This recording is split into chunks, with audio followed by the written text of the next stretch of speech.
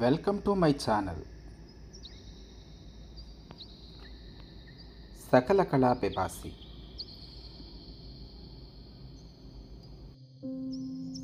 శ్రీమద్భాగవత ఆవిర్భావం ఎలా జరిగింది, భాగవతం ద్వారా వ్యాసుల వారు ఏమి తెలియజేశారు అనే విషయాలను తెలుసుకుందాం. వ్యాసుల వారు మానవాళి ప్రయోజనాల కోసం వేదాలను 4 భాగాలుగా విభజించారు. మహాభారత ఇతిహాసాన్ని రచించారు. అయినప్పటికీ వ్యాసుల వారికి సంతృప్తి కలగలేదట. తన ఈ అసంతృప్తికి కారణం ఏమిటా అని ఆలోచించసాగారు.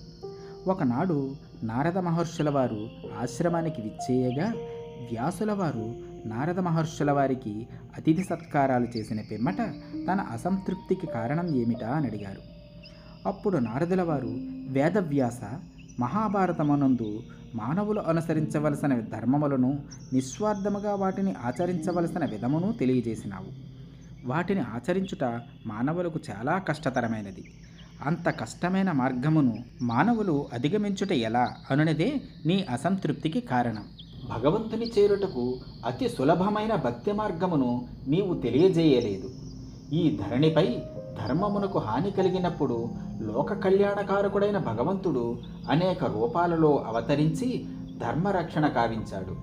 ఆ అవతారగాథలను వివరిస్తూ భక్తి మార్గము ద్వారా మోక్షము పొందు విధమును తెలుపుము. తద్వారా నీ మనసునకు సంతృప్తి కలుగగలదని చెప్పాను. ఆ మాటలకు తృప్తి చెందిన వ్యాస మహర్షి భాగవత పురాణ రచనను ప్రారంభించెను. తరువాత ఈ భాగవతం వ్యాసుని కుమారుడైన సుఖమహర్షి ద్వారా పరీక్షిత్తు మహారాజుకు చెప్పబడింది. అటు పిమ్మట సూత మహర్షి ద్వారా సౌనికాది మునులకును, తద్వారా ప్రజాబాహుళ్యానికి దగ్గరయ్యింది. నేడు భక్తి అంటే ఆర్భాటాలు చేయటం, చేసిన వాటిని ప్రచారం చేసుకోవటం అలవాటుగా మారిపోయింది. కానీ నిజమైన భక్తి ఏమిటో, తను నమ్మిన దైవంపై అచంచలమైన విశ్వాసంతో ఏ విధంగా భగవదానుగ్రహానికి పాత్రులు కాగలరో ఎన్నో వేల సంవత్సరాల క్రితమే వ్యాసుల వారు మనకు తెలియజేశారు. వ్యాస మహర్షిచే సంస్కృతంలో రచించబడిన భాగవతం పోతనామాచ్యుల వారిచే తెలుగులోకి అనువదించబడింది.